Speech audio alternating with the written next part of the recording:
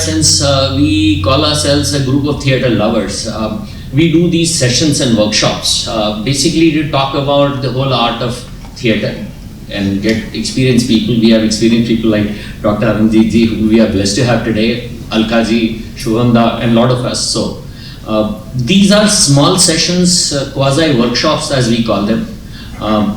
Basically, these are low investment opportunities for us to explore scripts which do not have yet the justification of doing a full-length commercial production. So it also allows us to explore multiple genres, which we did.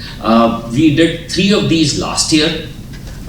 We did 3 Hindi scripts reading last year of different genres, and this is our first one this year. We continue to plan to do this every 1 or 2 months here and stuff like that. This whole play has been put together in a manner of about a week and a half.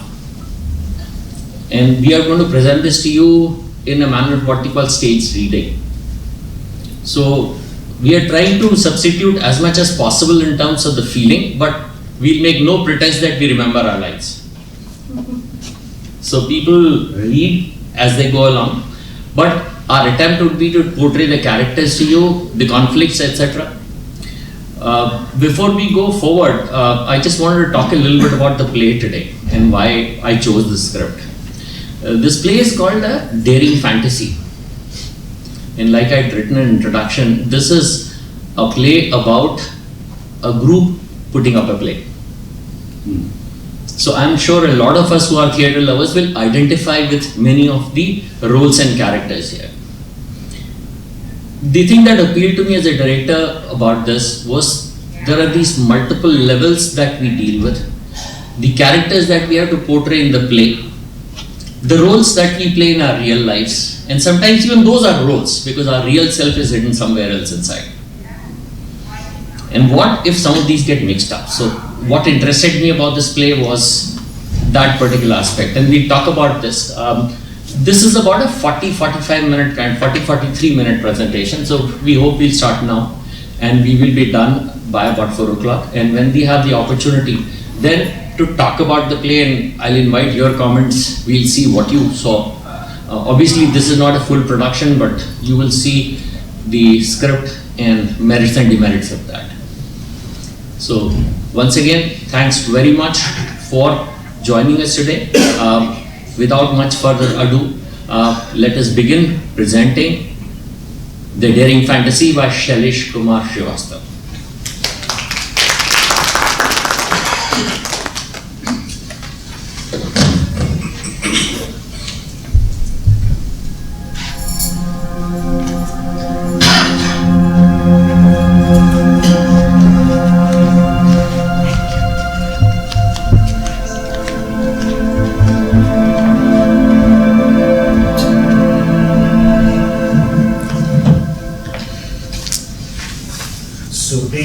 सुभी, Rajiv तुम्हारे गम बांटने नहीं, तुम्हारे गमों का विज्ञापन पूरे शहर में बांटने आता है तुम्हारे पास।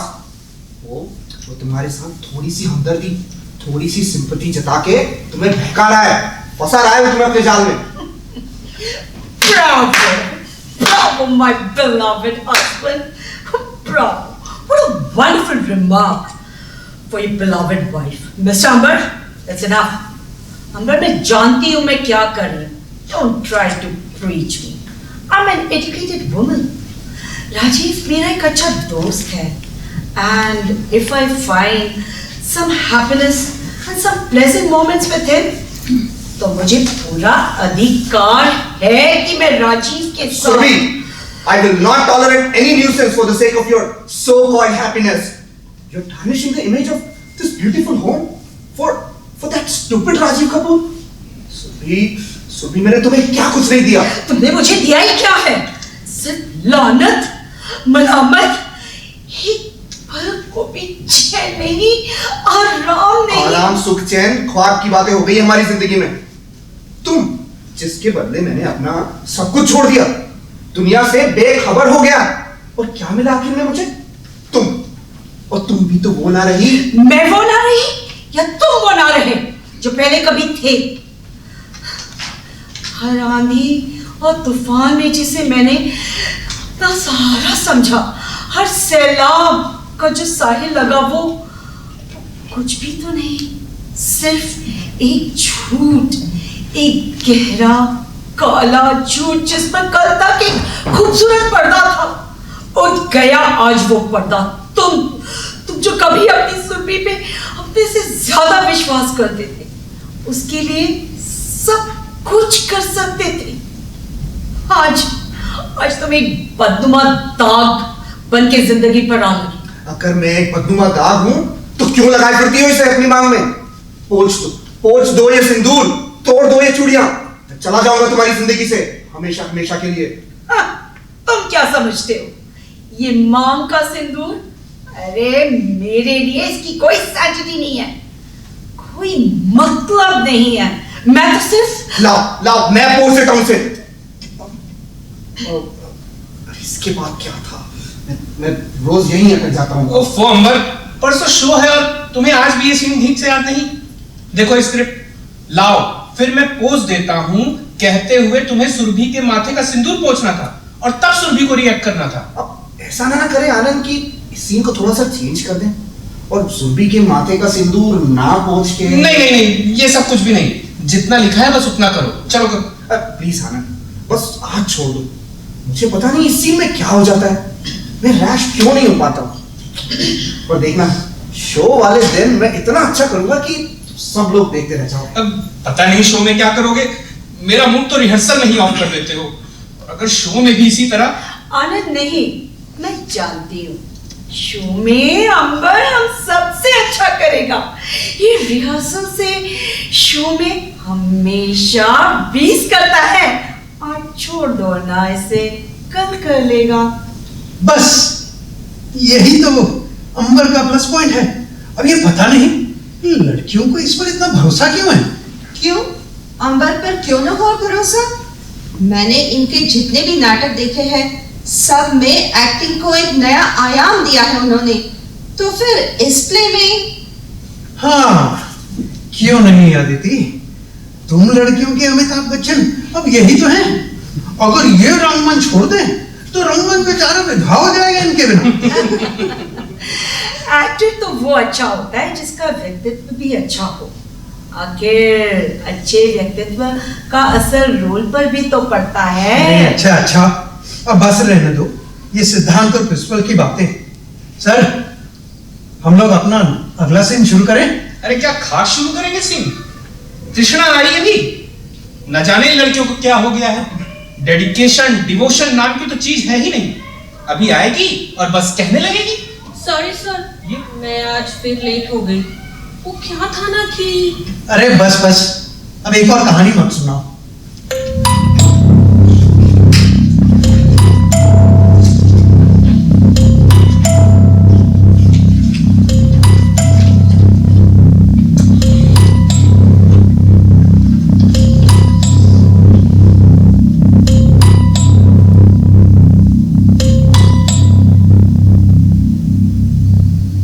बोलो, आज फिर देर से क्यों आई? बोलो। वो रिहर्सल्स में देर हो गई आज आनंद। अच्छा, रिहर्सल में देर हो गई या अंबर के साथ कहीं? देखो समर, तुम मुझ पर चाहे जितना भी कीचड़ उछाल लो, पर अंबर को एक शब्द भी नहीं कहना। क्यों? अंबर को कुछ क्यों ना कहूं? अंबर से तुम्हारा कुछ चक्कर तो? समर, अरे कुछ तो शर्म करो। उनके पैसे पर ऐश करते हो और उसी से। शर्म? कैसी अजीब बात है ना। तुम तृष्णा ताल्लुकदार, अपना खानदान, अपनी मान मर्यादा छोड़कर जिस आदमी के साथ रहना चाहती हो, ये जानते हुए भी कि वो तुम्हारा नहीं है, दिन रात उसके ही ख्यालों में रहती हो, और तुम्हें इस बात की भी कोई शर्म नहीं। पर हाँ, मैं तुम्हारा अपना भाई, सामर्थ्य ताल्लुकदार, अगर ये सब जानकर तुम्हारे अपने अंबर से एक कुछ पैसे मांगता हूं तो मुझे शर्म करनी चाहिए। क्यों? मैं क्या करूं, कैसे समझाऊं तुम्हें? अगर अंबर मेरी नजर में क्या है, कैसे समझाऊं तुम्हें? वाह क्या सीन है। रहने दो इसे, ये ड्रामा। और निकालो 100 रुपए। मेरे पास नहीं है तुम्हारे रोज रोज की फरमाइश के लिए पैसे। माँ बाप ने न जाने क्या सोचकर तुम्हारा नाम सामर्थ रख दिया था। तुम में तो जरा भी। मेरा सामर्थ देखना चाहती हो? अच्छा ठहर जाओ, अभी दिखाता हूं मैं तुम्हें सामर्थ का सामर्थ। हाँ हाँ, मुझे मारो, खूब मारो, मैं नहीं दूंगी तुम्हें पैसे आज भी। क्या बात है सामर्थ, आज फिर तुमने अपनी मर्दानगी दिखाने के लिए एक बेचारी लड़की के ऊपर कोशिश की। अरे क्यों तंग करते हो इसे? क्यों नहीं जीने देते इसे अपनी जिंदगी? और अगर मर्द हो तो जाओ कोई काम धंधा करो। काम धंधा? क्या जरूरत है मुझे काम धंधे की? अरे कितना पैसा मिलेगा किसी की नौकरी में?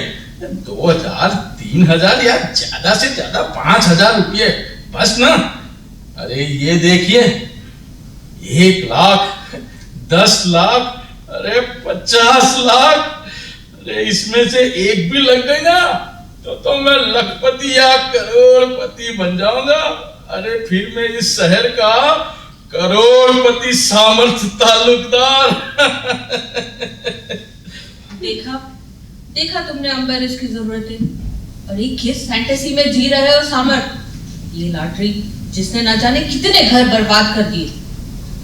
बस एक बार लखपति बनने की चाह से न जाने कितने बच्चे रोज भूखे सो जाते हैं, सिर्फ अपने बाप के इस लॉटरी के जुनून में, सिर्फ और सिर्फ एक ही झटके में अमीर बनने के नशे में।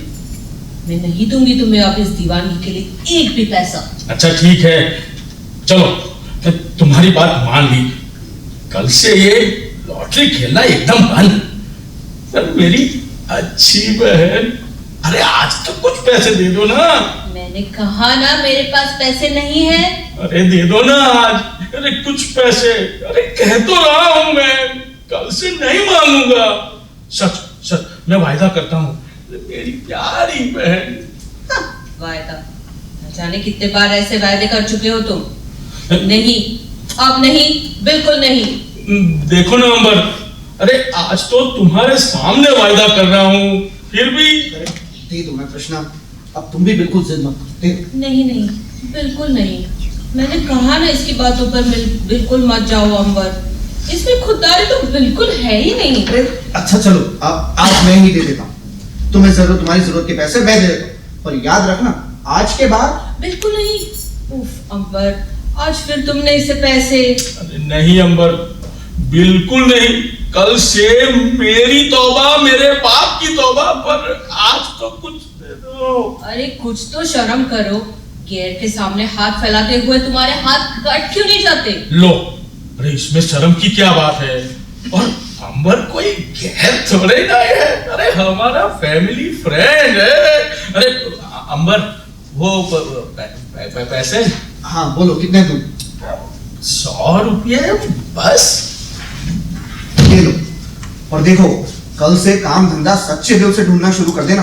कुछ मेहनत मजदूरी करना शुरू करो। क्या सामर्थ ताल्लुकदार और मेहनत मजदूरी करे? देखना, एक दिन मैं लखपति होऊंगा, अरे करोड़पति बन जाऊंगा।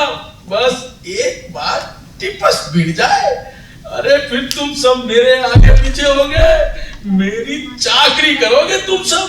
सामर्थ ताल्लुकदार और नौकरी। नौकरी, ओह सामर्थ ताल्लुकदार, करोड़पति सेठ, सामर्थ ताल्लुकदार और नौकरी। देखा तुमने अंबर, मेरा भाई मेरा दुश्मन बन गया है। मेरी मेहनत से कमाए पैसे को ये अपनी अय्याशी में उड़ा रहा है। जरा सी भी खुददारी नहीं है इसमें। आज इसने तुमसे फिर पैसे ले लिए। अरे भीख मांग रहा है मेरा भाई। ये मेरा भाई और तुमने भी मेरे नाम की भीख दे दी उसे। क्यों? आखिर क्यों? मेरे स्वाभिमान को ठेस लगाते हो तुम भी। बोलो क्यों?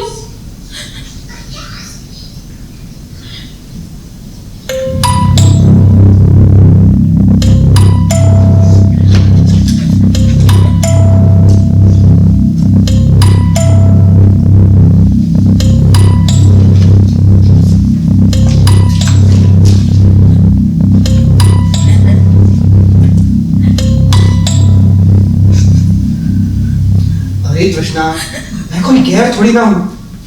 चलो ये पैसे तुम मुझे कभी भी लौटा देना, मेरे पैसे तुम्हारे पास उधार है। अरे अब चुप हो जाओ तृष्णा, चुप भी हो जाओ। अरे क्या हो गया है तुम्हें? अरे सब ठीक हो जाएगा तृष्णा, अब चुप हो जाओ। अरे अरे अरे आपको क्या हो गया? तृष्णा बस बस आगे के डायलॉग लो। अरे बोलो बोलो ना। अरे रो ही चली जा रही है लड़की। अरे सुरभि जरा देखना ना क्या हो गया इसे। क्यों लिखते हो ऐसे सीन प्रवीण? आखिर तुम क्यों? क्या हक है तुम्हें दूसरों की जिंदगी में इस तरह झांकने का? तुम्हारे लिए क्या हम सिर्फ कहानी के प्लॉट पर हैं? अब वो क्या था? मेरा मतलब क्या है? मैं तो सिर्फ एक लेखक हूं ना, मेरे तो चारों तरफ कहानियां ही कहानियां हैं। अब मुझे ऐसा लगा कि कोई भी कहानी बिना किसी सच्ची घटना के पाठकों को अधूरी सी लगती। सच्ची कहानी में पाठक ये महसूस करता है कि ये घटना कितनी सच्ची है। उनके करीब कभी ऐसी ही कोई घटना घटी हुई थी, यही ना? तुमने क्या कभी ये भी सोचा है कि महसूस किया है कि किसी भी सच्ची घटना रिपीट करने से उस घटना में इन्वॉल्व व्यक्ति प्ले करेगा तो उस व्यक्ति, उस आर्टिस्ट के दिल पर क्या गुजरेगी? अरे वो तो मैंने इसलिए तुम्हें इस रोल को कराने की सिफारिश आनंद से की थी, ताकि हॉल में बैठा दर्शक अपने को तुमसे बिल्कुल जोड़ लेगा। और फिर तुम्हारे रोल की जब प्रशंसा होगी, दूसरे दिन अखबार में निकलेगा फ्लैम्बोयेंट एक्टिंग बाय तृष्णा तालुकदार, तो मुझे यानी हम सबको कितना अच्छा लगेगा। और फिर तुम भी। नहीं प्रवीण, कभी भी किसी घटना को लिखते समय इस बात का ध्यान जरूर रखना चाहिए कि रोल को प्ले करने वाला आर्टिस्ट कि किसी भी पर्सनल फीलिंग को ठेस ना पहुंचे। अरे तृष्णा के दिल को चाहे इतनी ठेस ना पहुंची हो जितना तुम्हारे दिल को पहुंच रही है। हाँ भाई, क्यों ना हो, तुम तो उसके। Enough is enough. Hold your tongue, Mr. Praveen टकारिया। इसके आगे एक शब्द भी नहीं। तृष्णा मेरे लिए सिर्फ एक को आर्टिस्ट है। उसके जज्बात, उसके दिल की बात। अरे उसके दिल, उसके जज्बात की बात करने वाले क्या तृष्णा तुम्हारे लिए सिर्फ एक को आर्टिस्ट है और कुछ भी नहीं? वो देर रात तक उसके साथ सीन डिस्कस करने के बहाने नहीं अमर, नहीं, बस इस बात को यहीं खत्म कर दो। प्रवीण, रियली तुमने एक लड़की के दिल को तो पहुंचाया है। हमें नहीं मालूम था कि तुम स्क्रिप्ट लिखने के बहाने हम सबकी निजी जिंदगी में इस तरह झांकते रहते हो। हाँ भाई, एक लड़की दूसरी लड़की के दुख को आखिर नहीं समझेगी तो कौन समझेगा? और फिर जब दोनों का हमदर्द एक ही व्यक्ति अंबर हो तो फिर। अब वैसे भी एक लेखक एक सामान्य व्यक्ति से कहीं ज्यादा दूरदर्शी होता है। वो तो यहां तक जानता है कि अंबर के दिल में तुम्हारे लिए। प्रवीण छोड़ यार तुम।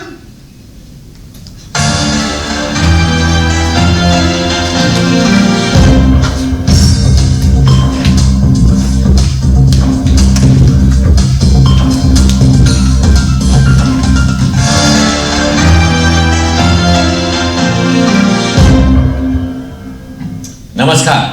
ब्रेकिंग न्यूज में आज सनसनीखेज खबर, थिएटर में दर्दनाक मौत। चलते नाटक में एक कलाकार की सचमुच मौत हो गई।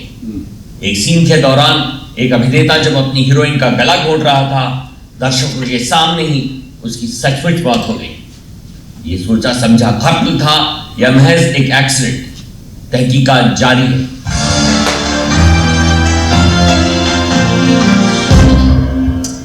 मिलॉर्ड, मैं प्रवीण ठाकरिया ईश्वर को हाजिर नाजिर जानकर कहता हूं, जो कुछ भी कहूंगा सच कहूंगा, सच के सिवाय कुछ नहीं कहूंगा। आप अमरनारायण कुलश्रेष्ठ को कैसे जानते हैं? अंबर कुलश्रेष्ठ पिछले 10 सालों से हमारे साथ नाटकों में काम करता था। क्या अंबर का सुरभि को मारना महज एक दुर्घटना थी? नहीं, वह दुर्घटना नहीं, जानबूझकर एक सोची समझी साजिश थी। दरअसल लड़कियां अंबर की कमजोरी थी।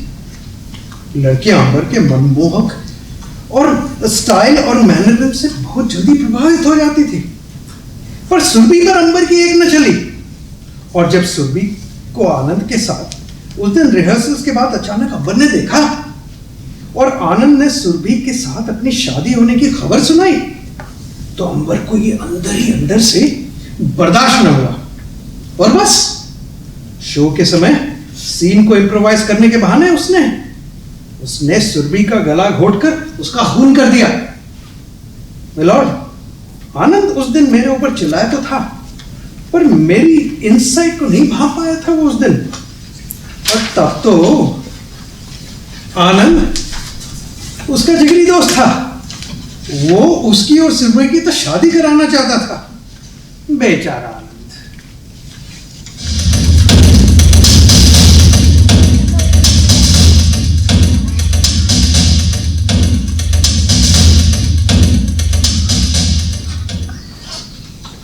माय लॉर्ड, मैं अदिति सान्याल ये शपथ लेकर कहती हूँ कि मैं, अंबर, आनंद, सुरभि और तृष्णा बहुत अच्छे दोस्त थे। हम लोगों ने रंगमंच पर काम करना लगभग साथ साथ ही शुरू किया। मुल्जिम अंबर नारायण एक निहायत शरीफ और सीधा साधा इंसान है। वो पैसे वाले घराने से ताल्लुक रखता है, पर पैसा कभी भी उसके सर पे चढ़ के नहीं बोला। वो तो हमेशा दूसरों की मदद करता था।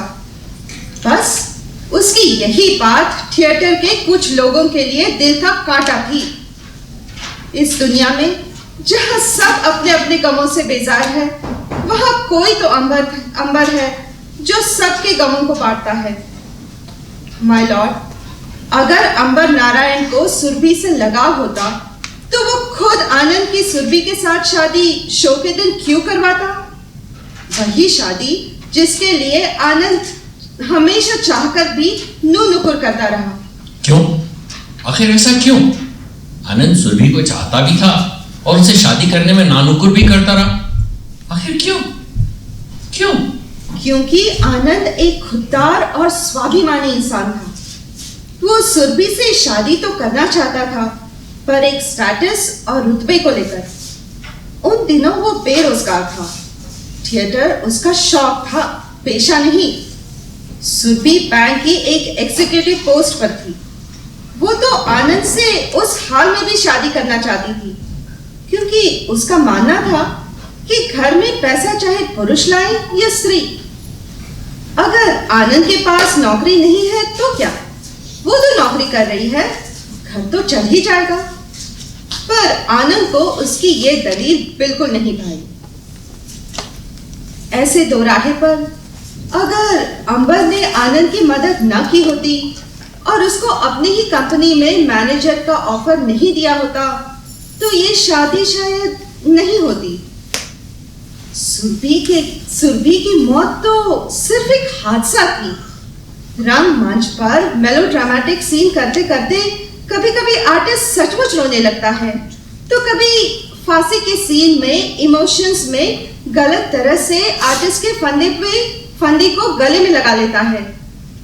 एक ऐसे ही सीन में एक फंदे पर झूलते हुए आर्टिस्ट की करा जब निर्देशक के कानों में एकाएक पहुंची, पर्दा गिरवाया गया तो देखा आर्टिस्ट ने वाकई गलत तरह से फंदे को अपने गले में डाल लिया था और वो बेहोश हो चुका था। अगर ऐसे में जरा सी भी भूल हो जाती तो उस आर्टिस्ट की मौत सुनिश्चित थी। बस सुरभि के गले पर अंबर का हाथ भी इमोशंस की वजह से ज्यादा तेजी से दब गया होगा, पर इसमें अंबर की कोई साजिश नहीं। वो बेकसूर है, मासूम है।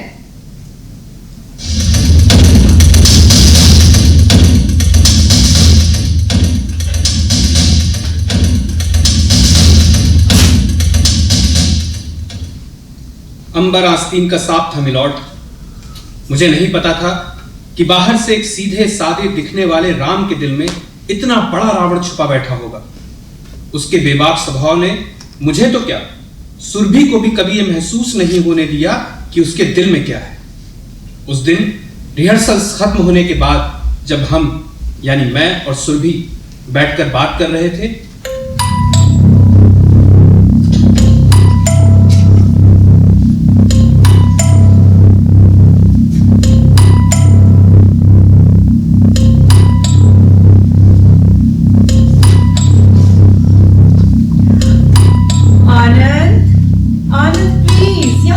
जाओ ना। हाँ। कहाँ हो तुम? 1 मिनट में आता हूँ।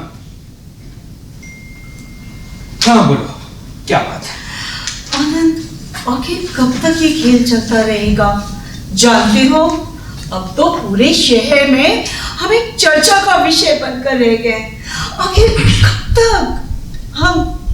देखो सुरभि, मैंने शादी से कभी इनकार तो नहीं किया, बस एक बार मुझे अपने पैरों पर खड़ा हो जाने दो, बस उसके बाद हम। इंतजार की भी तो हद होती है आनंद। जानते हो, अब तो लोग इस अनजान रिश्ते को नाम देने लगे। आखिर मैं भी तो एक लड़की हूं ना, किस किस की जुबान पर ताला लगाऊंगी मैं? और तुम एस्टैब्लिश नहीं हुए तो क्या मैं तो हूं। और तो फिर तुम चाहती हो बीवी की कमाई पर आनंद मौज उड़ाए? नहीं सुरभि नहीं, तुमने मुझे समझने में बहुत बड़ी भूल की है।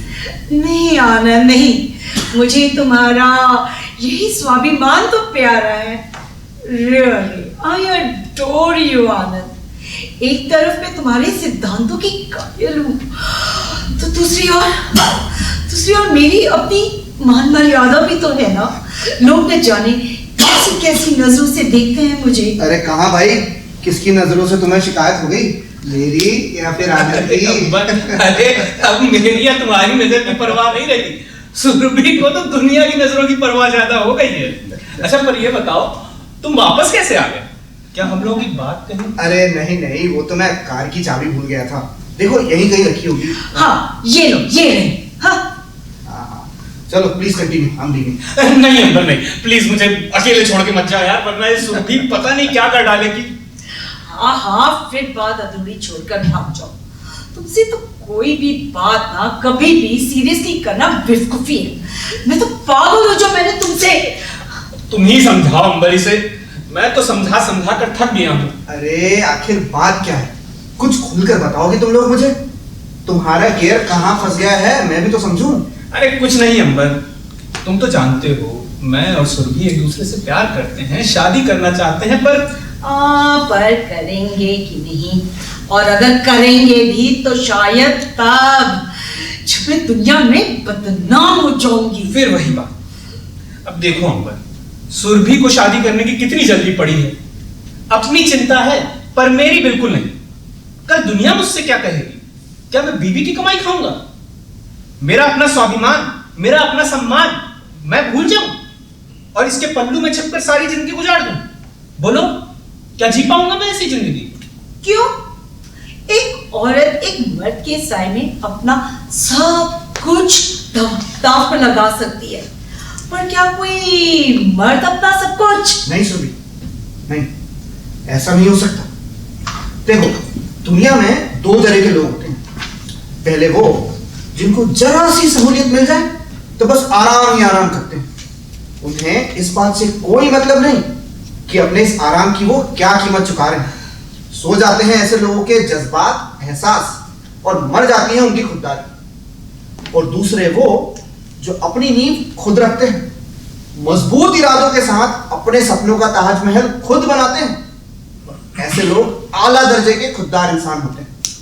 ये नित्य नए क्रिएशन करने में विश्वास रखते हैं। और ऐसे लोगों को यदि किसी दायरे या किसी कैद में रख दिया जाए तो इनका जिस्म तो शायद जिंदा रह जाएगा, पर इनकी रूह हमेशा हमेशा के लिए इनसे छिन जाएगी। और आनंद ऐसे ही लोगों की कैटेगरी में आता है। अब तुम डिसाइड करो कि तुम्हें क्रिएटिव आनंद चाहिए या फिर। नहीं अमर, नहीं, मैं जानती हूँ अपने आनंद को, पर फिर वही ढाक के 3 बात, शादी। अरे मैं कैसे समझाऊं कि आनंद एक बार, शायद तुम्हारी समस्या का समाधान मेरे दिमाग में आ रहा है। तुमने बताया था ना कि तुमने इंजीनियरिंग की डिग्री ली है? First class mechanical. बस तो ठीक है, तुम्हारी नौकरी पक्की। कल से तुम मेरी फैक्ट्री में आ जाओ। क्या सच? हाँ। नहीं आनंद, नहीं अंबर, आनंद को भीख की नौकरी नहीं चाहिए, इज्जत की नौकरी चाहिए। और तुम उसमें तरस खाकर। अरे नहीं सुरभि, मैं तरस खाकर आनंद को नौकरी नहीं दे रहा हूँ। मेरी फैक्ट्री में इधर 4-6 महीनों से इंजीनियर की एक पोजीशन खाली है। हफ्ते भर पहले इसका विज्ञापन हमने न्यूज़पेपर में भी दिया था।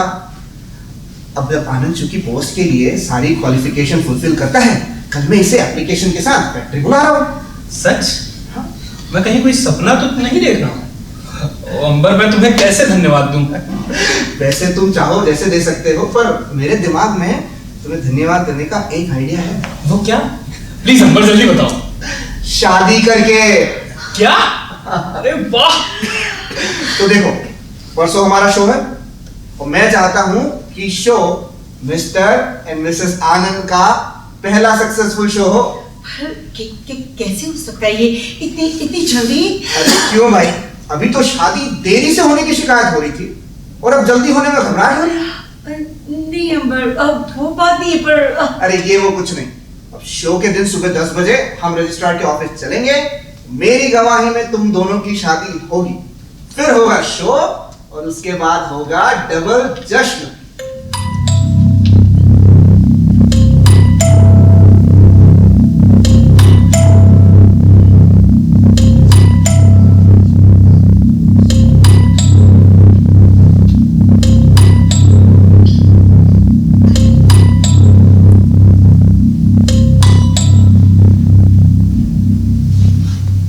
मिलॉर्ड, मुझे नहीं मालूम था कि अंबर के इस नायाब तोहफे में मुझे मेरी अपनी सुरभि की लाश मिलेगी, और वो भी अंबर का कफन पहने हुए। मुझसे मेरी सुरभि छीन ली गई है, मेरी सुरभि, मेरी रूह, और उसे छीना मेरे इस एहसान फरामोश दोस्त के भेष में छिपे दुश्मन मेरे अंबर ने। आखिर क्या बिगाड़ा था मेरी भोली भाली सुरभि ने इसका, मेरी मासूम सुरभि ने? हाँ, यही तो सबसे बड़ा सवाल है अदालत के सामने कि अंबर ने आखिर ऐसा क्यों किया। प्रवीण शायद ठीक कहता था। अंबर सुरभि को चाहता था, पर उसे डर था कि कहीं उसकी ये चाहत सुरभि ठुकरा ना दे। उसे डर था कि कहीं उसकी असलियत बेनकाब ना हो जाए। वो अक्सर रिहर्सल में सीन बदलने की जिद किया करता था। अब मुझे याद आ रहा है, लेकिन मैं समझ नहीं पाया, क्योंकि मैं तो उस समय अंबर की दोस्ती, उसके एहसान के नशे में चूर था, अंधा हो गया था।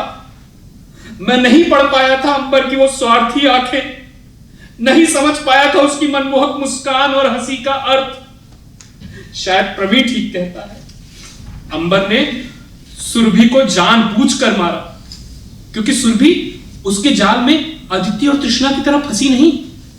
जल गया भीतर ही भीतर अंबर। इसीलिए शो के समय उसने जानबूझकर सीन को लंबा खींचा और सीन को इंप्रोवाइज करने के बहाने उसने सुरभि को गला घोटकर मार दिया। It was a cold blooded murder milord, a cold blooded murder, एक सोची समझी साजिश। मिलॉर्ड, अंबर को कोर्ट में बुलाया जाए और उससे पूछा जाए कि उसने ऐसा क्यों किया। इसके लिए उसे सख्त से सख्त सजा दी जाए मिलॉर्ड, सख्त से सख्त।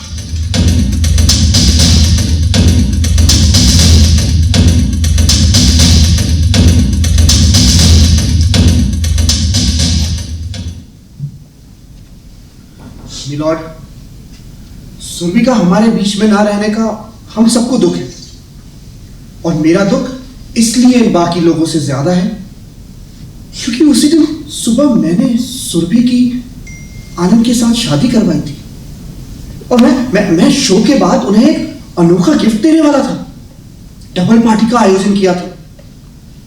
पर मुझे क्या पता था कि मेरे इन हाथों से, जिन हाथों से मैंने उसे आशीर्वाद दिया था, जिन्हें उठाकर दिल और सुखी व्यवहारिक जीवन की प्रार्थना की थी, उन्हीं हाथों से, उन्हीं 24 घंटों के भीतर नहीं नहीं नहीं नहीं, नहीं, मैं ऐसा सोच भी नहीं सकता।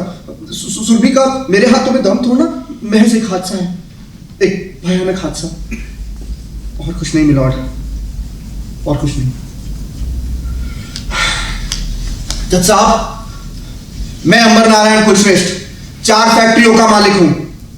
पैसे रुपए की मेरे पास कोई कमी नहीं, और आप तो जानते हैं कि इस दुनिया में जिसके पास पैसा है वो सब कुछ खरीद सकता है, चाहे कितनी भी सुरभियां हो।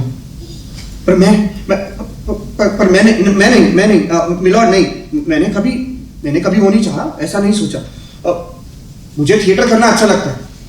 थिएटर एक अच्छी फैमिली की तरह होता है, जहां हम सब बहुत अच्छे दोस्त हैं। मैंने समय पड़ने पर तृष्णा की मदद की तो सामर्थ की सहायता भी की है। अगर आनंद को मैं फैक्ट्री में नौकरी ना दिलवाता तो भला हो पाती इनकी शादी? आनंद, मेरा अच्छा दोस्त आनंद, आज अपने होशो हवास में नहीं है। समझ नहीं पा रहा है कि उसका दोस्त कौन है और उसका दुश्मन कौन। अदालत का ऐसे दीवाने दिमाग पर भरोसा करना खुद किसी दीवानगी से कम नहीं होगा। प्रवीण ठकारिया ने तो अपने बयान में कहा है कि रही प्रवीण ठकारिया के बयान की बात, तो प्रवीण के अंदर के लेखक को सबसे पहले मैंने पहचाना था। मैंने ही उसे थिएटर में इंट्रोड्यूस भी किया था। थिएटर में आने के बाद यहाँ की रंगीनियों में उसकी आंखें चकाचौंध होने लगी। और उसका दुर्भाग्य, जितना ही वह लड़कियों के पास जाने की कोशिश करता, लड़कियां उससे उतना ही दूर भागती, उसे बेवकूफ बनाती थी। फिर चाहे वो तृष्णा रही हो, अदिति या सुरभि। प्रवीण को लड़कियों का मुझसे बात करना बिल्कुल अच्छा नहीं लगता था, पर वो मजबूर था। और उसकी इसी मजबूरी ने उसे इस नई कहानी को जन्म देने पर मजबूर किया ताकि वो मुझसे बदला ले सके। This case need some special inquiries. अब दरअसल कोर्ट ये जानना चाहेगा कि उस दिन स्टेज पर आखिर हुआ क्या था।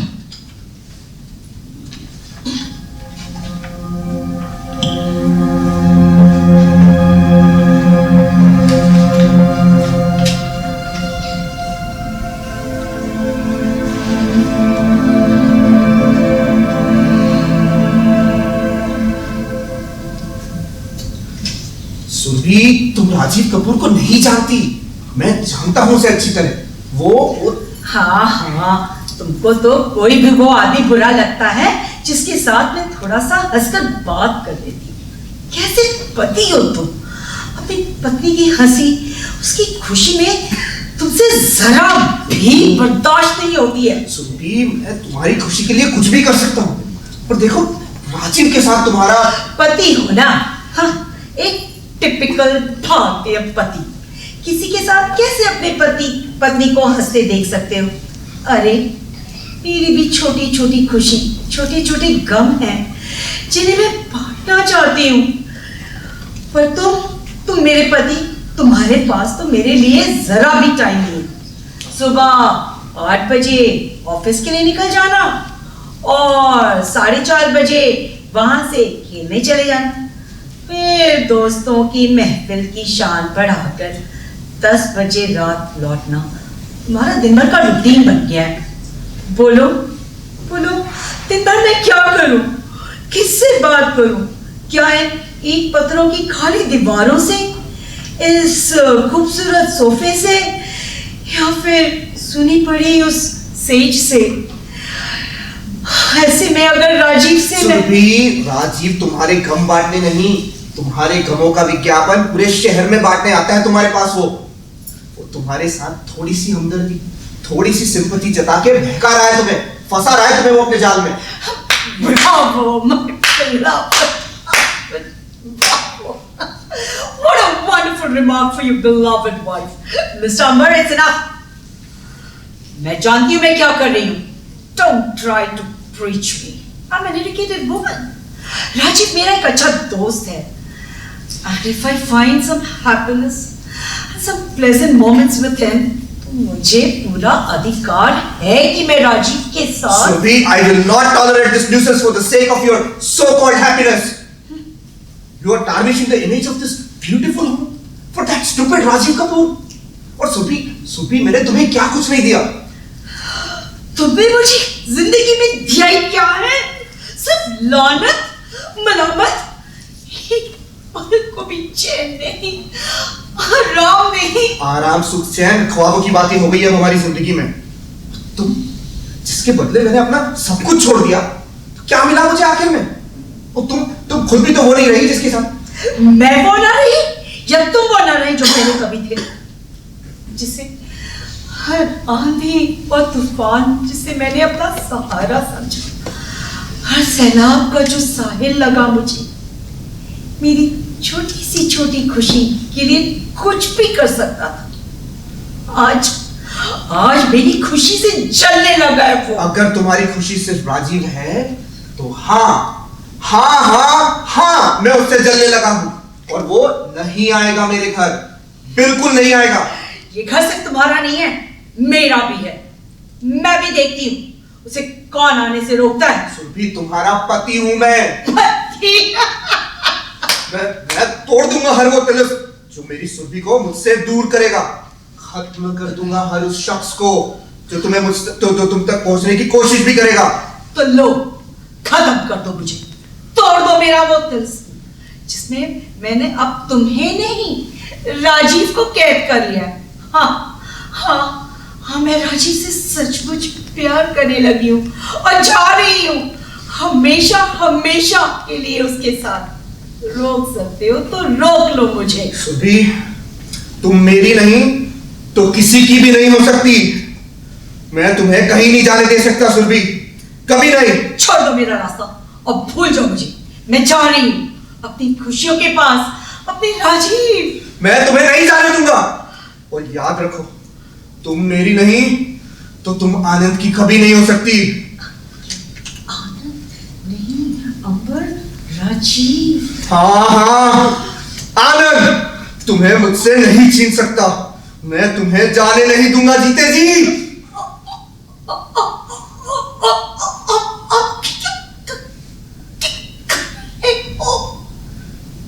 अरे ये क्या कर रहा है अंबर? राजीव की जगह आनंद का नाम क्यों ले रहा है?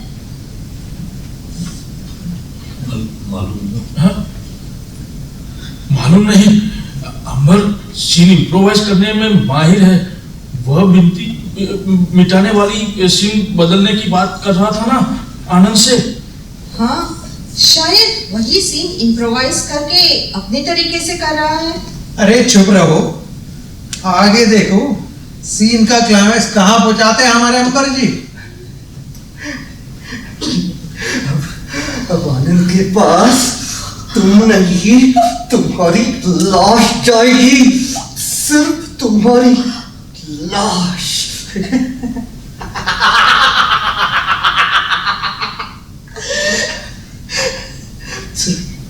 मैं तुमसे कहता था ना कि मैं तुम्हें बेहद प्यार करता हूं, और मैंने कहा था ना मैं तुम्हारे लिए कुछ भी कर सकता हूं। बोलो ना सुरभि, बोलो ना कि तुम सिर्फ मेरी हो।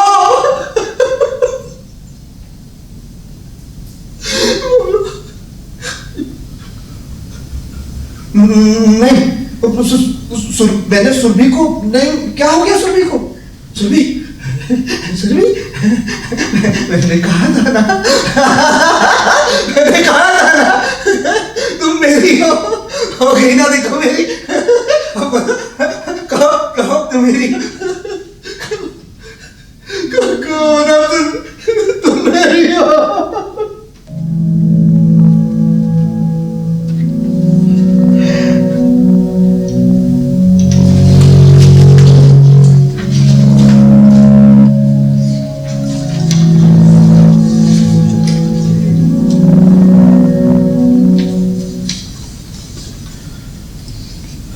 माय लॉर्ड, इस दुनिया में हर आदमी एक फैंटेसी में जीता है, और मैं भी उसी फैंटेसी के जाल में उलझता ही जा रहा था।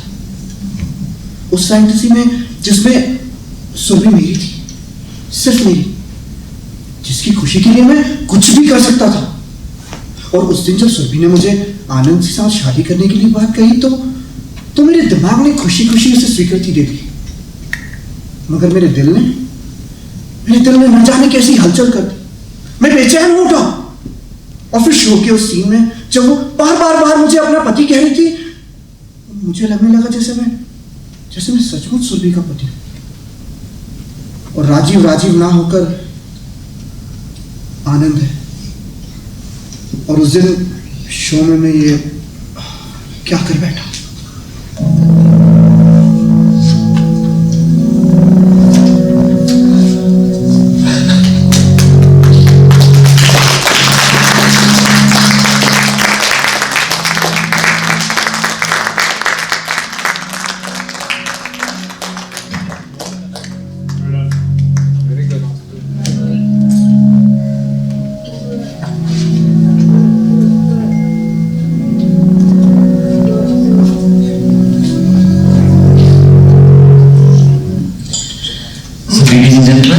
this was The Daring Fantasy by Shailesh Kumar Srivastava. I hope you enjoyed the reading. Let me introduce you to some of the artists in the cast, and then we'll jump on to talking about the play. So let me just go in order. Surbhi was Moni Sharma. Ambar Krishnapal Solanki. Anand Manas Pandey. Aditi Saloni Shandeep Pradekar. Writer Praveen Thakare. Yes, Jay Kajikanda. Samarth Talukdar Santosh Gaur. Trishna Talukdar Komal Pitre. And our sound was managed by our brilliant sound engineer, Manoj Joshi. And this was coordinated and spoken by me, Anurag Mishra. So I hope you enjoy it. So I'll just, I think we have about half hour, so I wanted to talk about it, get your feedback. So why don't we start off and say what you felt about the play, what you liked it. Like I said, this is a low risk trial of a script and see what impact it could create. Obviously, we tried to do what we could in terms of the given time. So sir, what about you? Any reactions? So I can start with. So I think आपने बताया था कि 1-1.5 हफ्ते से सिर्फ reading शुरू की है, उसके बावजूद you transition this to a very successful reading. It was not just a reading, it was like full of emotions too, and flawless, at least to audience. हम लोगों जो देख रहे थे यहाँ से, at least अपने हिसाब से मैं बता सकता हूँ, like it was very smooth transition. It was not just reading, it was like full-fledged reading play, I would say. And with 1.5 of reading, it was super nice. Thank you. Any comments about the characters? What happens in the play? I think they did justice to their characters. Emotions were like, I was not expecting कि इतने emotions निकल के आएंगे. 1.5 हफ्ता आपने बोला. And जो आपकी वो, it was not a proper stage, but जो transition था वहाँ से उठ के यहाँ आना, यहाँ से उठ के वहाँ जाना, it was very smooth. So yeah, you did a great job. The team did a great job.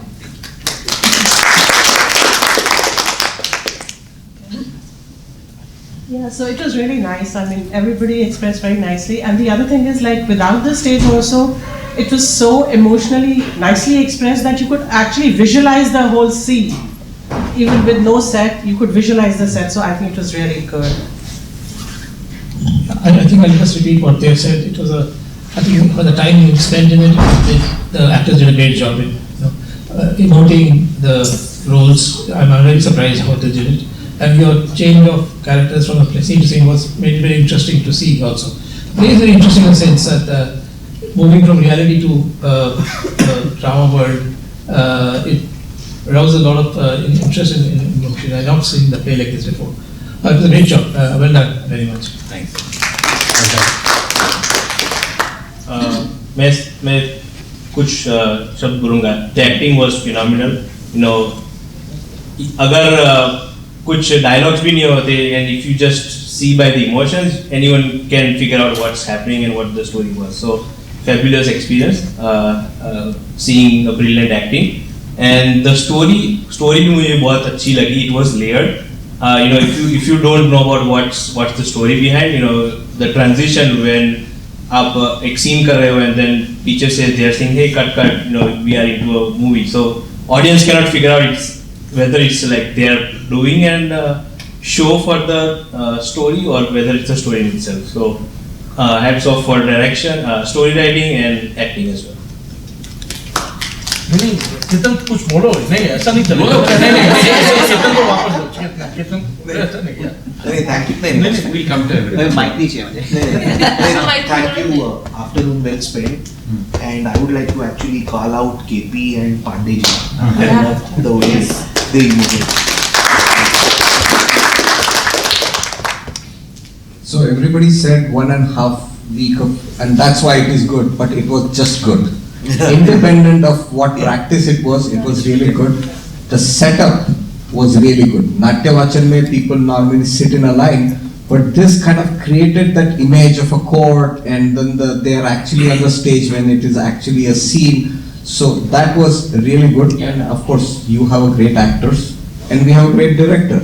So and that music was a unique thing which नाट्यवाचन में मैंने कभी ज़्यादा सुना नहीं था. So that music really took it to a next level is how I actually I had no other way to address this scene transitions except for music. I couldn't change any sets, I couldn't do anything, so the only two things I did was I changed the setting and I introduced music to get the music. Given what we need to do and the constraints that we had, we couldn't block this, we couldn't emote this world. We thought we'll just be what we need. I have already started imagining the play on the stage. And other than that, I would just say in Sanskrit, Mama. Whatever he said. I agree with it. Absolutely. He's my husband, by the way. That's my wish. We couldn't have guessed. और वो शायद पहली बार हुआ होगा, आप agree कर रहे हो। वो सबके सामने के लिए। वो हस्बैंड इस प्रेशर में कह रही हैं आप? Good point, sir. Alex sir कुछ एक्शन। मैं प्रेशर में रहता हूँ हमेशा। You are no exception. सबसे पहले तो अनुराग जी के लिए ढेर सारी तालियां। बहुत चैलेंजिंग काम होता है इतने सारे लोगों को इकट्ठा करना, उनसे रीड करवा पाना, फिर उस रीडिंग के साथ इमोशंस निकलवा पाना। तो आपने जैसा सोचा था एंड उम्मीद है ये सारे आपकी उम्मीद पे खरे उतरे होंगे। हमें तो बहुत अच्छा लगा जो ट्रांजिशन था, जो आपने म्यूजिक का इस्तेमाल किया, बहुत अच्छा था। हमें समझ में आ रहा था कि फ्रंट पार्ट जो है वहाँ पे वो स्टेज है, पीछे बैक स्टेज है, ये कोर्ट है। सो बहुत अच्छा, बहुत अच्छा। और सारी टीम के लिए KP, Manas, Sonali, Jay, Santosh ji and Komal and Loni, everyone, बहुत अच्छा।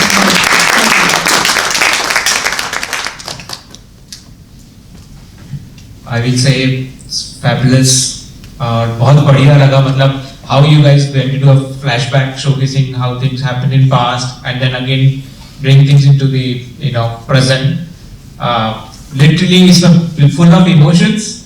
KP bhai, Manas bhai, and I think everyone's emotions eventually आप जब स्टेज पर मतलब यहाँ पर आगे रोते हुए आए like तो वो बिल्कुल लगा मुझे कि ऐसा कि it's really feeling like someone is crying और पूरा इमोशंस के साथ fully, it's very nice one.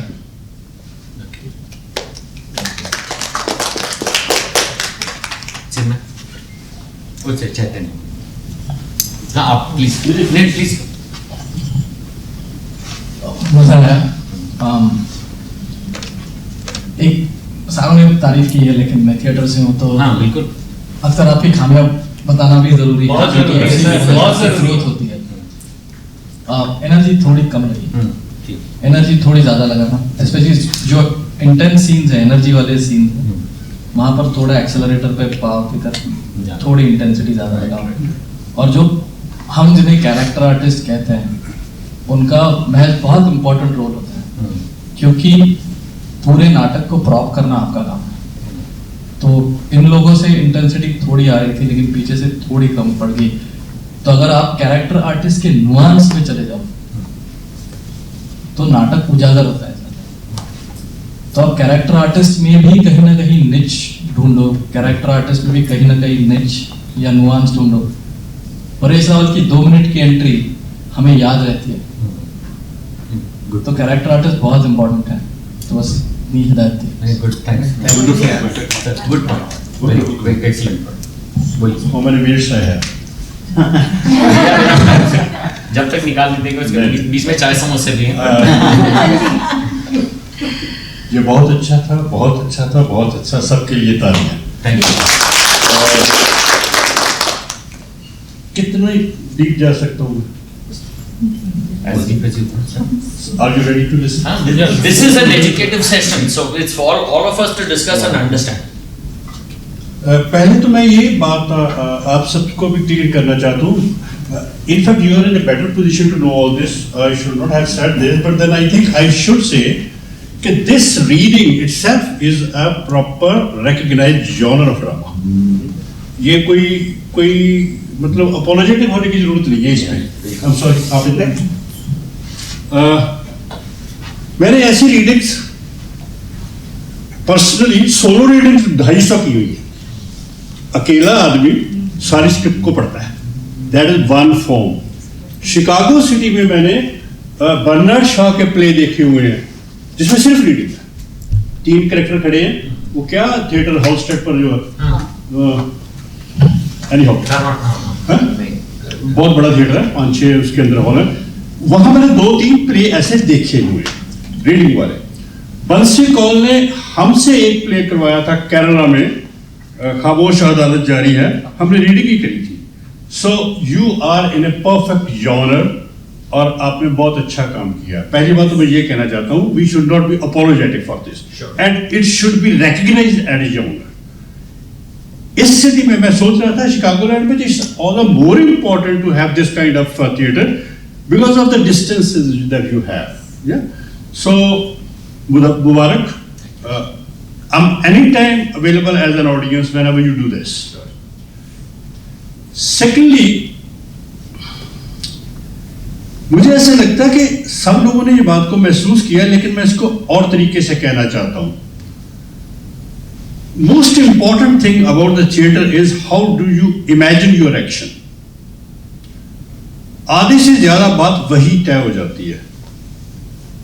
वो जो अनुराग ने जैसे इसको इमेजिन किया, दैट्स जस्ट वंडरफुल. उसमें ही जीता है. अदरवाइज ये प्ले निकालना निकालना बहुत मुश्किल था, क्योंकि इसकी जो लेयर्स हैं बहुत ज्यादा है. Play with in the play is not a new thing. वो तो चलती रहती है, बहुत सारे प्लेज में होती रहती है, लेकिन उसको ऑडियंस के साथ कनेक्ट कर पाना, स्टोरी लाइन की सारी जो बारीक सी जो होती हैं लेयर्स और कैरेक्टर्स के एक दूसरे के साथ रिलेशनशिप, उनको निकालना बहुत मुश्किल हो जाता अगर उसके पास ये फॉर्मेट नहीं होता. सो 3 cheers for your format.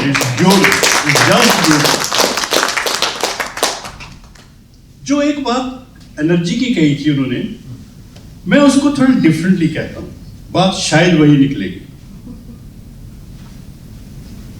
Character छोटा हो बड़ा हो, आप रीडिंग कर रहे हो, एक्ट कर रहे हो, जो भी कर रहे हो, उसमें सिर्फ आपकी बॉडी नहीं होती.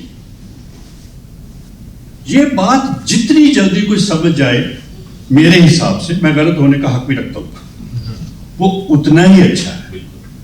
सिर्फ आपकी आवाज, आपके जेस्चर, आपकी बॉडी ही काम नहीं कर रही, बेसिकली आपका माइंड काम कर रहा है. जब तक आपका माइंड और बॉडी एक दूसरे के साथ कनेक्ट नहीं करेंगी, तो वो ऑडियंस के साथ कनेक्ट नहीं करेगा.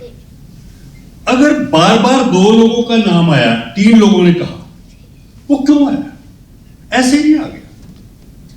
एनर्जी भी थी उनके पास, एनर्जी औरों में भी थी, उनका नाम नहीं आया. It's not a question that I am criticising them. हो सकता है मैं उनके नाम, मैं सिर्फ जो हुआ उसके बारे में अपने कमेंट दे रहा हूं. उनका नाम इसलिए आया कि उन्होंने अपने रोल को इंटरनलाइज किया है. जब रोल को इंटरनलाइज कर लेते हो, एनर्जी अपने आप आ जाती है. ये प्रॉब्लम है अपने कैरेक्टर को पहली बात समझने की, उससे ज्यादा इंपॉर्टेंट है समझकर उसके अंदर जाने की. फिर बात आएगी अंदर गए हुए को बाहर लाने की. समझना, अंदर लेके जाना, फिर उसको बाहर लेके आना, ये एक प्रोसेस है. जो लोग इस प्रोसेस में से निकले हैं इस प्ले में, they have connected with the audience very extremely well. तो ये बातें करते रहना हमारा काम है. मैं टीचर हूं, वैसे भी बोलने की आदत लेकिन एक जो लर्निंग एक्सपीरियंस इसमें है बहुत बड़ा, मेरे लिए भी है, क्योंकि हम इंटीमेट थिएटर की एक सेटअप में बैठे हुए हैं. अपने आप को जाकर सेल्फ एनालिसिस आप कर सकते हो सारे. आपको लगेगा कहीं मैं अंडर एक्ट एक्ट तो नहीं कर रहा था, या फॉर दैट मैटर मैं ओवर एक्ट तो नहीं कर रहा था।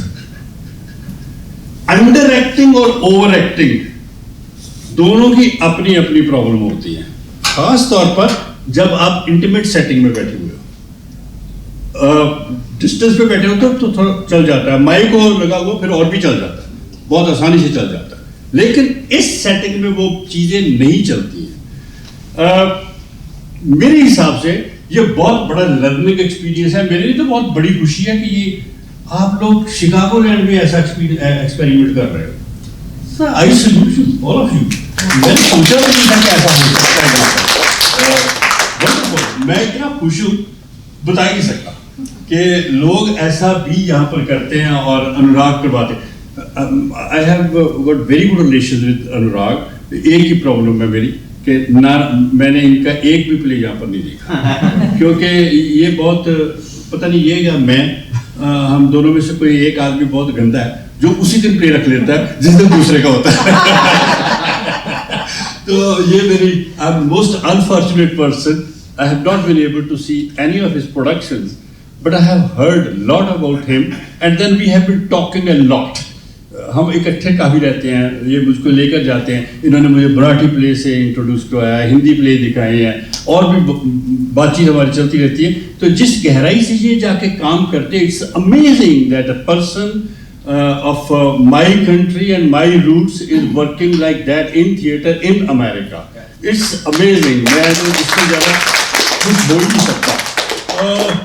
बहुत सारी बातें हो गई। अगर कोई आप मुझसे सवाल पूछना चाहें किसी चीज के बारे में, please. So my questions are two, and actually that's what I wanted to discuss. Thanks for all the compliments. Really understand that. But the job of this was not. It's in terms of us talking about the craft, talking about the characters, and talking about motives. So दो characters के बारे में आज मैं जानना चाहता हूँ। एक तो obviously Amber, who's the main character, and उसके nuances. As a director, what I thought was, apart from, इसीलिए मैंने आपसे introduction में भी कहा था कि when we are on stage we do roles, but even in our lives we do our roles, which is not our true self. And to Amber, it looked like he had this strong need to be liked. So the role he keeps playing of a nice person in every relationship in his life, actually, which is not his true self, which ultimately comes out in the catharsis that he couldn't face that in himself कि यार उसके लिए अच्छा होने से ज़्यादा ज़रूरी है मुझे क्या चाहिए, मुझे सुरभि चाहिए. That conflict he could never resolve in his life. So I hope that came through to you in terms of that all of us, and if you see there are multiple characters in this role, in this play, all of them play their role. Surbhi has a similar and that's what fascinated me about this script, that आप उसको multiple levels पे देख सकते हैं. मेरा सवाल आपसे था कि आपका कैरेक्टर्स के बारे में क्या कमेंट है. उसमें एक खास कैरेक्टर के बारे में आपसे पूछता हूँ क्योंकि उससे आपका जाती कनेक्शन है.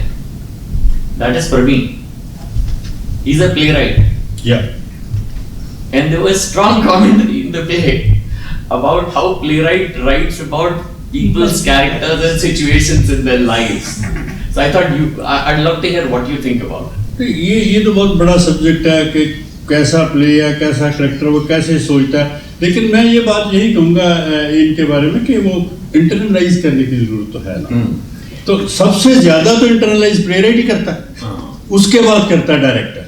सबसे ज्यादा संघर्ष जो है ना किसी भी नाटक को लिखने का, कैरेक्टर को क्रिएट करने का, वो संघर्ष आपके अंदर हो रहा है प्लेराइट के. तो वो अगर इंटरनलाइज नहीं करता तो प्रोजेक्शन भी नहीं आता. तो एक बात मैंने बल्कि आपसे पूछ ली थी, एक और पॉइंट उससे पहले मुझे याद है, बहुत जरूरी मैं आपको बता दूं. ये हमारी एक जनरल टेंडेंसी है कि यार म्यूजिक खत्म हो तो मैं अपनी बात शुरू करूं. इसको ऑडियंस बहुत जालिम होती है.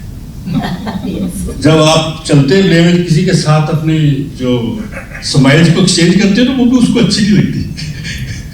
मतलब ये ऑडियंस की अपनी प्रॉब्लम है. देखो आपकी प्रॉब्लम तो होती है, ऑडियंस की भी तो होती है ना. तो वो आपको प्ले में ही रहना चाहिए. वो आएगा म्यूजिक गलत भी तो हो सकता है, होने दो उसको, जैसे भी करना है डील करो. मतलब कोई जरूरी थोड़ा है कि आप वहां से रोना शुरू कर दो या तैयारी करनी शुरू कर दो, आपके पास बहुत टाइम है जाने का। तो ये छोटी छोटी बातें तो चलती रहती हैं, पार्ट ऑफ द पैकेज। बाकी आपके सवाल के जवाब में वही इंटरनलाइजेशन, एक सच बात मैं कहनी चाहता था, इसमें एक सॉलिनो की भी थी। तो to be honest and again to be fair to the playwright, नहीं इसमें जो आपने किया इसमें वही मैं बता रहा हूँ, उसमें एक पूरा सीन मैंने काट दिया था क्योंकि मुझे लगा कि the playwright is trying to state the obvious and belabouring the point. ये जो कॉन्फ्लिक्ट की बात है उसके साथ में, there is a scene that Ambar is in jail and then different people से accusatory things to him and that is where it comes out kind of thing. It comes before the actual scene and मुझे लग रहा था that will take away from the impact of the final scene as to what happened.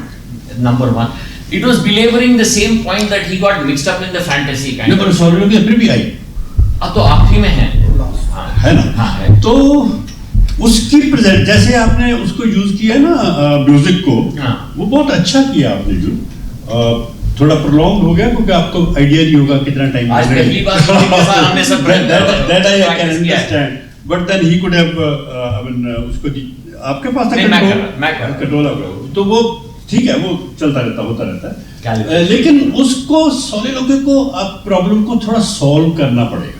मुझे नहीं लगता कि सारी audience को समझ में आई है कि वो उसके अंदर की बात है और बाहर क्या लगा।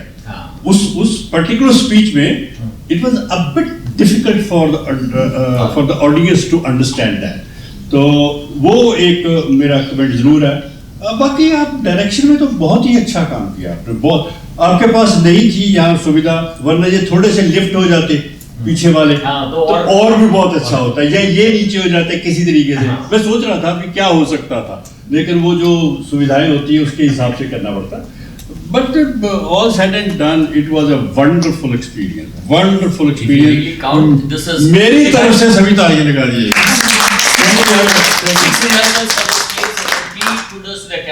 They worked with me and तो अनुराग, एक बात कह के आपको देता हूँ माइक पे। अक्सर मेरे जैसे लोगों के साथ ये होता है कि उसको कहा जाता है कि अपनी ऑनेस्ट फीडबैक दो, तो उसको ऑनेस्टली रिसीव भी करना प्लीज। एक कमेंट। हाँ बिल्कुल। पहली बात जैसे सर ने कहा मैं रेपर्टरी से हूँ, तो रेपर्टरी थिएटर में जब भी ऐसी परफॉर्मेंस होती है उसके बाद उसकी पोस्टमार्टम होती है। वही होना चाहिए। That's what we need. Compliments are good, but yeah. ये सब चीजें मायने रखती है। तो एक चीज जो नाटक को और लिफ्ट कर सकती थी जो मैंने देखा नहीं, वो थी रिएक्शंस। राइट? तो जब आप कोई कहता है कि मुझे लगता है तुम मुझसे प्यार नहीं करती क्या, वो क्या जो वहीं से आपकी डायलॉग शुरू हो जाती है, वरना ऐसे लगता है कि सब साइलोज में है। तो अगर आपको एनर्जी और यहाँ आपकी डायलॉग खत्म हो जाती है, वहां पर अगर इनकी रिएक्शन आ गई तो उनको रनवे मिलता है सर। तो वो बहुत इम्पोर्टेंट है, रिएक्शंस देना एक दूसरे को। आज पहली बार मिले थे और आज पहली बार Yeah, you know this whole cast met in person for the first time today. नहीं, अगर पहली बार आपको कोई मजाक करेगा तो आप रिएक्ट नहीं करोगे।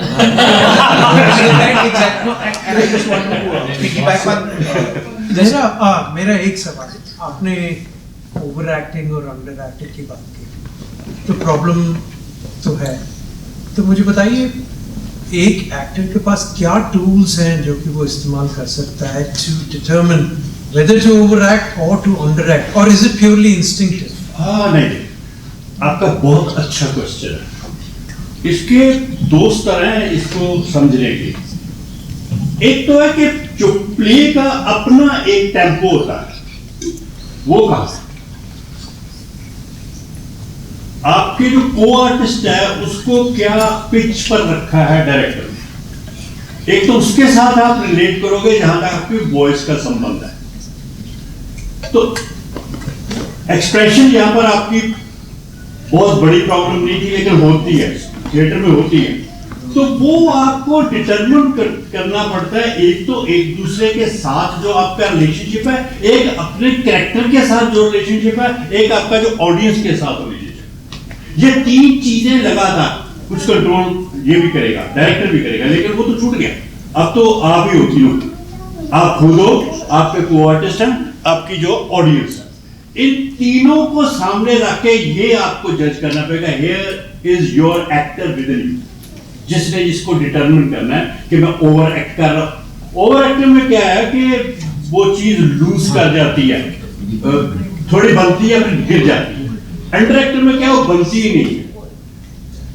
और इसका अगर टूल्स आप मुझसे जानना चाहें तो बेस्ट टूल होता है आपकी वॉइस को डिफरेंट तरीके से यूज करना, जो सॉरी टू से शिकागोलैंड में बहुत कम लोग करते हैं, नहीं करते।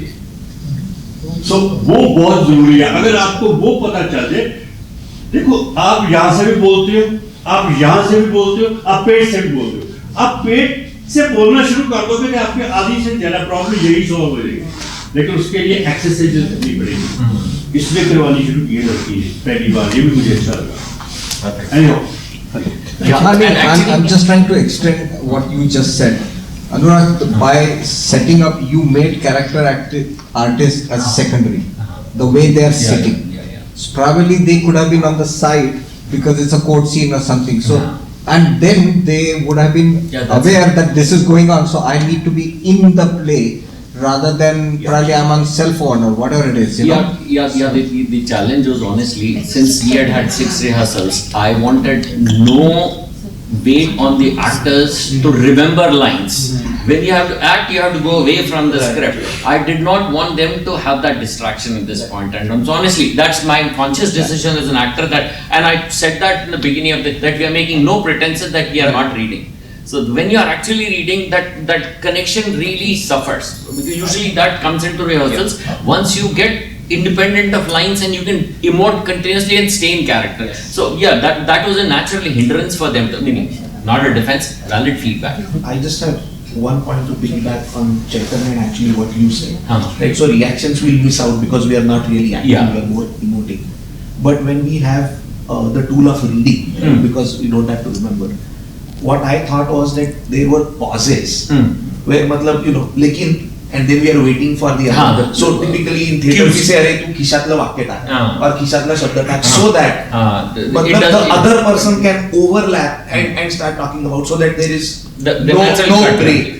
Right, and that was very obvious in the entire reading. Yeah, and that's what someone was reading and someone was talking. That was a silos. Yeah, I agree. Fair point. I think we will give a good suggestion also. Yeah, cover kiya ja. You just put one word which is more logical. The cut has to happen. Yeah, it comes through rehearsals. Yeah, but you're right. Valid. So I'm actually not commenting on this, but I was commenting about connecting different groups together. Actually, Anurag plays a very key role of connecting Punjabi, Maharashtrian, Hindi, multiple. He is the person who is actually connecting everyone. It really started in last 2-3 years.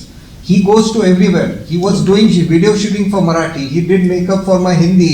I mean, he does, and he acts, and he had a play as and direct, but in spite of that, he will make sure that he's connecting, getting people together for a common cause. That is so true.